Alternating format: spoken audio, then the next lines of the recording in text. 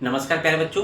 आज हम लोग बात करने वाले हैं कार्य कारण सिद्धांत का आयुर्वेद में क्या महत्व है। तो जैसा कि हम लोग ने शुरुआत किया था कार्य कारण सिद्धांत, जब भी आपको एग्जाम में कार्य कारण सिद्धांत पूछेगा तो उसमें कार्य कारण का सिद्धांत इंपॉर्टेंस जरूर पूछेगा, अर्थात सिग्निफिकेंस और इम्पोर्टेंस ऑफ कार्य कारण सिद्धांत इन आयुर्वेदा। इस तरह का आपके सिलेबस में टॉपिक भी है। तो आइए थोड़ा सा छोटा टॉपिक है, इसके बारे में बात कर लेते हैं।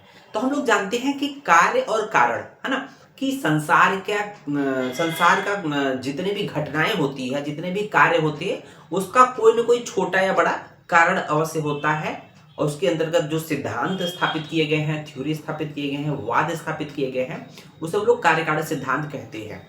तो आइए देख लेते हैं क्या बोला है। आयुर्वेद का संपूर्ण स्वरूप कार्य कारण सिद्धांत पर आधारित है। तो पहला पॉइंट ही हम लोग को एक एक पॉइंट हम लोग को लर्न करना चाहिए। जब भी पूछेगा तो आपको इसी तरह से लिखना है।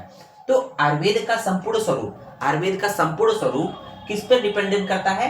कार्य कारण सिद्धांत पर आधारित होता है। तो देखेंगे जैसे कौन कौन से आयुर्वेद में जो वर्णन हम लोगों ने पढ़ चुके हैं या पढ़ेंगे। जैसे सृष्टि उत्पत्ति क्रम ऑलरेडी पढ़ रखा है। सृष्टि उत्पत्ति क्रम में हम लोगों ने देखा कि अव्यक्त से महत, महत अव्यक्त से महान, महान से अहंकार। तो अव्यक्त से महत या महान, अव्यक्त क्या है? अव्यक्त से महत की उत्पत्ति क्या हो रही है? अव्यक्त क्या है? कारण है। और अव्यक्त से क्या उत्पन्न हो रहा है? गतिज काल कार्य उत्पन्न हो रहा है, महान की उत्पत्ति हो रही है। तो एक एक सीरीज बन रहा है, मतलब एक कार्य है, एक कारण है, कुछ इस तरह से हम लोग जानते हैं। तो सृष्टि उत्पत्ति क्रम, रोग का निदान, रोग की उत्पत्ति के कारण या रोगोत्पत्ति रोग की उत्पत्ति किस प्रकार से होती है? दोषों की विषमता की वजह से। चिकित्सा जो ट्रीटमेंट करते हैं उसमें कोई ना कोई कार्य कारण सिद्धांत है। कर्म फल, जो भी कर्म करते हैं तो उसमें कोई ना कोई कारण होता है, जब उसको अप्लाई करते हैं तो वो फल के रूप में सृजित होता है। साम्य वैषम्य सिद्धांत, तो दोषों की साम्यता और विषमता का जो सिद्धांत होता है। और साथ ही साथ इत्यादि की दृष्टि से कार्य कारण भाव का निरूपण किया गया है। तो बहुत ऐसे सिद्धांत हैं जो कि आयुर्वेद में बताए गए हैं और उन सभी सिद्धांतों पर जो है कार्य कारण सिद्धांत अप्लाई होता है। अब देखेंगे यहाँ पर एक छोटा सा हमारे यहाँ एक श्लोक आया है, चरक सारी स्थान के पहले चैप्टर का है। न ह्येको वर्ततो भावो न अपि हेतुक शीघ्र गत्व स्वभावत्वात् भावो न व्यति वर्तते। तो इसका क्या मीनिंग है देखेंगे। अर्थात कोई भी भाव पदार्थ, कोई भी वर्तते भाव का मतलब कोई भी भाव पदार्थ कह रहा है, कोई भी भाव पदार्थ अकेले एवं बिना कारण के उत्पन्न नहीं होता है। तो हम लोगों ने पहले भी बात किया है कि संसार में कोई भी घटना हो रही है, किसी भी की उत्पत्ति हो रही है, वो बिना किसी कारण के संभव ही नहीं है। तो यही कह रहा है कि कोई भी भाव पदार्थ अकेले एवं बिना किसी कारण के उत्पन्न नहीं होता है, अर्थात बिना हेतु के भाव पदार्थ की उत्पत्ति नहीं होती है। अर्थात किसी भी भाव पदार्थ की उत्पत्ति में हेतु अवश्य या कारण अवश्य होता है। अब आइए बात करते हैं कि कार्य कारण सिद्धांत के कुछ एग्जाम्पल, उस कार्य कारण सिद्धांत कार्य कारण के महत्व का जो हम लोग बात कर रहे हैं उसमें हम लोग अगर कुछ एग्जाम्पल दे दे तो थोड़ा सा और अच्छा हो जाएगा। तो हम लोग जानते हैं संसार के सभी कार्यों की उत्पत्ति, संसार में जितनी घटना हो रही है, जितने इवेंट हो रहे हैं, अर्थात उसको हम लोग कार्य बोलेंगे। संसार के सभी कार्यों की उत्पत्ति के मुख्यतः 3 कारण बोले हैं। हम लोगों ने देखा कारण के 3 भेद देखा था। कौन कौन से? समवायी कारण, जिसको हम लोग इंटीमेट कॉज या प्राइमरी कॉज बात किया था। असमवायी कारण तो सेकेंडरी कॉज और नॉन इंटीमेट की बात किया था।